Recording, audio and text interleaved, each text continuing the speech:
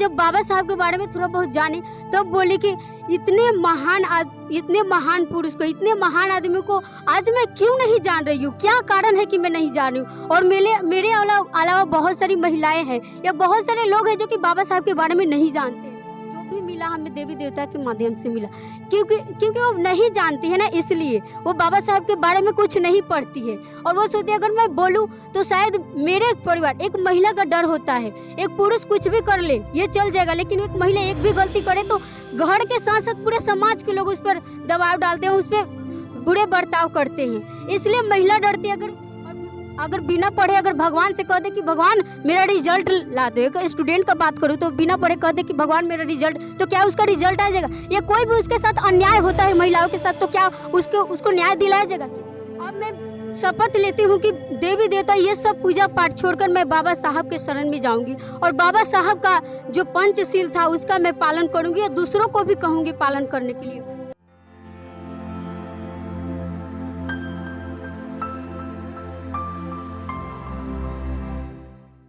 नमस्कार, आप देख रहे हैं एनबी न्यूज़ 24x7 नीलम बौद्ध के साथ। और आज हूं मैं दिल्ली के कोंडली विधानसभा क्षेत्र में, जहां पर कि परम पूज्य बाबा साहब की 132वीं जयंती बड़ी धूमधाम से मनाई गई। अक्सर हम देखते हैं कि कहीं ना कहीं जब बहुत बड़े बड़े कार्यक्रम बाबा साहब को लेकर होते हैं तो कहीं ना कहीं उसमें दर्शकों के तौर पर और श्रोताओं के तौर पर महिलाओं की उपस्थिति बहुत ही बड़ी संख्या में हमें दिखाई देती है। लेकिन जब मंच की बात आती है तो कहीं ना कहीं मंच से महिलाएँ दूर नज़र आती हैं। इसके पीछे बेसिक कारण क्या है? और आज एक बिटिया यहाँ पर मिली, कहीं ना कहीं उसके अंदर बहुत ज़्यादा पीड़ा थी, चर्चाएं कर रही थी, तो हमारे मन में जिज्ञासा हुई क्यों ना उससे जुड़े। बेटा, नाम क्या आपका? मेरा नाम निधि कुमारी है। निधि कुमारी, कहाँ रहते हो? मैं यहाँ दिल्ली कोंडली में रहती हूँ, कोंडली गांव में। मैं बिहार से बिलोंग करती हूँ। अच्छा, बिहार से बिलोंग करते हो। तो निधि, जानना चाहूँगी आज यहाँ पर बाबा साहब की 132वीं जयंती मनाई। पहले तो हमारे दर्शकों को ये बताएं कि आपको कैसा लगा और बाबा साहब के बारे में आखिर क्या जानते हैं? बाबा साहब के बारे में जितना भी बोलूँ उतना ही कम है। मुझे कैसा लगा ये एक्सप्लेन ही नहीं करती। कैसा लगा कोई पूछ ही नहीं सकता, क्योंकि कैसा का यहाँ पे मैं सच में एक्सप्लेन नहीं करूँ। कैसा क्या, बहुत अच्छा, बहुत। और ख़ास करके बाबा की पूजा के लिए हम कैसा का यूज ही नहीं करेंगे, ये तो हमारे लिए बहुत कम ही हो जाएगा। तो मैं बाबा साहब के बारे में तो बहुत कुछ ऐसे जानती हूँ और सीखने का मुझे मौका मिला है, लेकिन नहीं जानती थी। और वो भी जानी मैं अपने पापा के बदौलत ही जानी बाबा साहब के बारे में। जब मैं पूजा करती थी, मैं 2 साल से पूजा करना छोड़ी हूँ। नहीं तो जब मैं हॉस्टल में या स्कूल में पढ़ा करती थी तो रोज़ पूजा करती थी। लेकिन जब पापा मेरे बताया, किसकी पूजा करते थे पहले आप? वही देवी दुर्गा के, और किसकी करूँ? तो वही पूजा किस लिए करते थे? क्या पूजा मैं शंकर जी को करती थी। लेकिन वही जब बहुत कुछ जानने का मौका मिला, मेरे पापा जब बाबा साहब के बारे में बताए तो उनके बुकें पढ़ी, उनके बारे में जानी। मैं अक्सर सुना करती थी, उतना मालूम नहीं, लेकिन सुना करती थी कि भारत का संविधान बाबा साहब डॉक्टर भीमराव अंबेडकर ने लिखा। लेकिन इस बात पर मेरा गौर नहीं, इस बात पर मैंने गौर नहीं किया। लेकिन जब बाबा साहब के बारे में थोड़ा बहुत जानी तब बोली कि इतने महान पुरुष को, इतने महान आदमी को आज मैं क्यों नहीं जान रही हूँ, क्या कारण है कि मैं नहीं जान रही हूँ। और मेरे अलावा बहुत सारी महिलाएं हैं या बहुत सारे लोग हैं जो कि बाबा साहब के बारे में नहीं जानते हैं। तो मैं यही सोचने लगी। तो फिर मेरे पापा बाबा साहब के बारे में मुझे बताने के बाद मैं सोची कि अब मैं शपथ लेती हूँ कि देवी देवता ये सब पूजा पाठ छोड़कर मैं बाबा साहब के शरण में जाऊंगी और बाबा साहब का जो पंचशील था उसका मैं पालन करूंगी और दूसरों को भी कहूंगी पालन करने के लिए। और बाबा साहब का जो अंतिम संदेश था कि सबको बौद्धिस्ट बनाया जाए। ऐसे मेरे मन में बार बार ख्याल आते हैं कि बाबा साहब ने लास्ट में हिंदू धर्म त्याग कर बौद्ध धर्म क्यों अपनाया। तो मैं बाबा साहब की किताब पढ़ी तो मुझे ये ज्ञात हुआ कि बाबा साहब ने हिंदू धर्म छोड़कर बौद्ध धर्म इसलिए अपनाया क्योंकि बौद्ध धर्म में कोई जाति भेदभाव नहीं है, कुछ नहीं है। लेकिन देखिए, ईसाई धर्म में बाबा साहब को बोला कि आप मेरा धर्म अपना लीजिए, मैं आपको इतना लैंड दूंगा, इतना पैसा दूंगा, इतना कुछ बोले। लेकिन बाबा साहब ने लालच नहीं दिखाया। बाबा साहब ने जब सभी धर्मों को पढ़ने के बाद जब वो पढ़े तो मालूम चला कि सभी धर्म में क्या है। सभी धर्म, जैसे अगर बात करूँ सभी धर्म में जाति है। जैसे अगर मैं मुस्लिम की बात करूँ तो उसमें भी जाति बटा हुआ है। अगर मैं जैन धर्म का बात करूँ तो जैसे कि अगर कोयरी चमार, फिर बनिया चमार, ऐसे करके बहुत सारे धर्म मैंने कि धर्म में जाति बटे हुए हैं। लेकिन बौद्ध धर्म जो है उसमें कोई जाति नहीं है।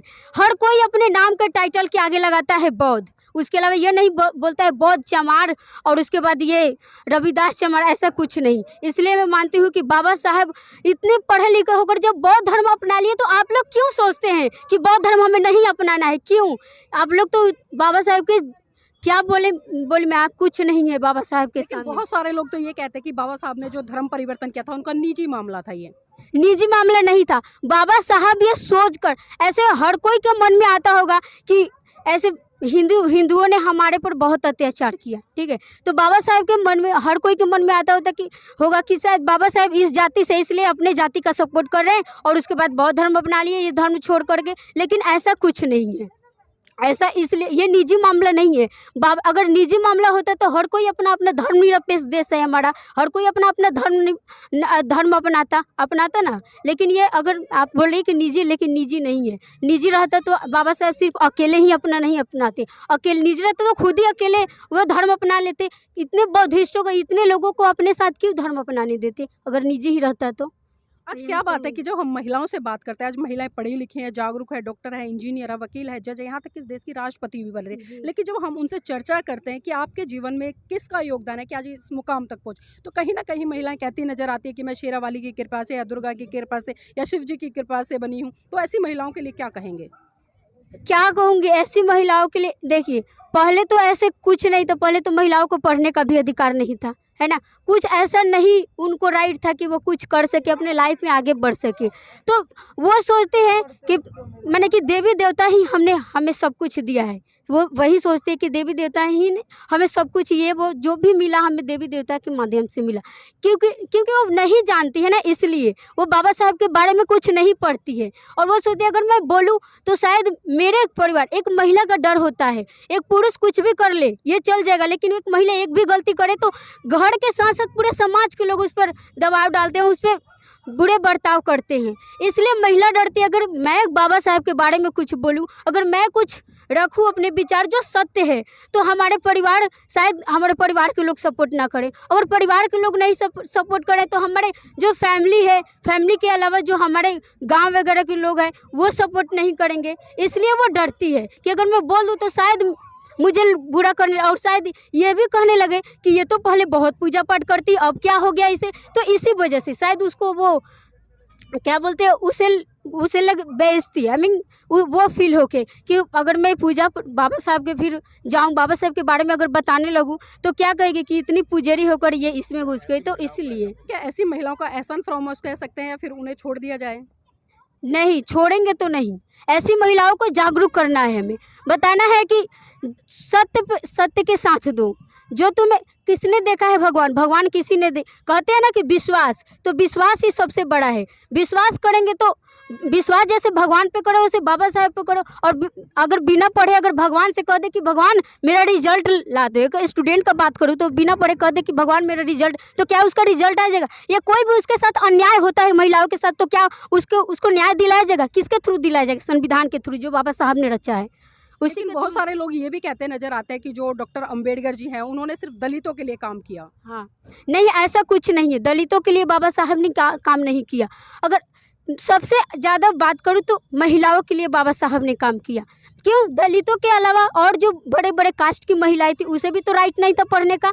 लेकिन ऐसे कैसे कह सकते हैं कि दलितों के लिए, अगर दलितों के लिए काम करते तो फिर और जाति की, सिर्फ दलितों की महिलाओं शिक्षित होती, और जाति की महिलाओं क्यों शिक्षित होती? इसलिए मैं नहीं कहूँगी कि बाबा साहब ने दलितों के लिए काम किया। अगर दलितों के लिए काम करते तो संविधान तो सबके लिए बराबर है। ये तो इसमें नहीं लिखा है कि दलित के लिए ये राइट्स मिलेगा और जो ऊपर जाति के उसके लिए ये राइट्स मिलेगा। सबके लिए समान इक्वल दिए हैं संविधान। आपसे आखिरी सवाल लेना चाहूँगी, जिस तरह से हम देख रहे हैं पूरे विश्व में परम पूज्य बाबा साहब की जयंती बड़ी धूमधाम से मनाई जा रही है, लेकिन जब हम भारत की बात करते हैं तो भारत के लोग बाबा साहब की योग्यता को, उनके महानता को, उनके समर्पण को, उनको त्याग को कहीं ना कहीं जाति में बांटकर बहुत छोटा कर देते हैं। तो ऐसे लोगों को क्या कहेंगे? ऐसे लोगों को मैं यही कहूँगी कि आप लोग अपने मन से, भ्रम से निकाल दीजिए कि बाबा साहब इस जाति के थे तो इसी जाति में, यानी कि इसी जाति को उन्होंने आगे बढ़ाया। देखिए, अगर सिर्फ बाबा साहब इसी जाति के लोग, मैं विदेश का बात करूँ तो यहाँ के जो लोग जाते हैं विदेश, वो क्यों नहीं बोलते हैं कि मैं इंडिया से आया, ये वो देवी देवता के नाम, वो बोलते हैं कि मैं बौद्धिस्ट हूँ। क्यों बोलते हैं? क्योंकि उन्हें भी पता है कि बाबा साहब ऐसे नहीं थे कि वो जाति के माने कि नहीं थे कि हाँ सिर्फ यही जाति को, उन्होंने सब टोटल जितने भी हमारे इंडियंस हैं सबको राइट दिया। इसलिए जो भी हमारे इंडियंस वहाँ जाते हैं तो बहुत डिस करते हैं और बाबा साहब की जयंती वहाँ बहुत धूमधाम से मनाई। हम लोग तो पूजा पाठ में रह जाते हैं और पूजा पाठ में रहने के कारण हम लोग बाबा साहब को नहीं। और देखिए मन में शंका ये उठता है कि बाबा साहब दलितों के माने कि बाबा साहब हर कोई यही कहता है, जैसे आप सवाल की हैं कि ये दलितों के लिए दलितों के मसीहा थे, लेकिन ऐसा कुछ नहीं है। दलितों के मसीहा थे ये मैं मानती हूँ, अगर थोड़ा बहुत देखूँ तो मैं मानती हूँ, क्योंकि उस टाइम के समय में जो बड़े कास्ट के लोग थे, उच्च कास्ट के लोग थे, उन्हें हर चीज़ का अधिकार था। लेकिन दलितों के लिए, और जो कि बाबा साहब इसी कास्ट से बिलोंग करते थे, इसलिए शायद इन्हें जाति में बांध दिया गया है कि ये दलितों के, कहते हैं कि ये दलितों के ही मसीहा है। दलितों के नहीं, सभी महिलाओं के और सभी हमारे भारत के जितने पिछड़े लोग हैं सभी के लिए, सभी के ये मसीहा थे। जी, बहुत बहुत धन्यवाद हमारे साथ जुड़ने के लिए। और देखिए यहाँ पर जिस तरह से बेसिक चर्चा में निकल कर आया,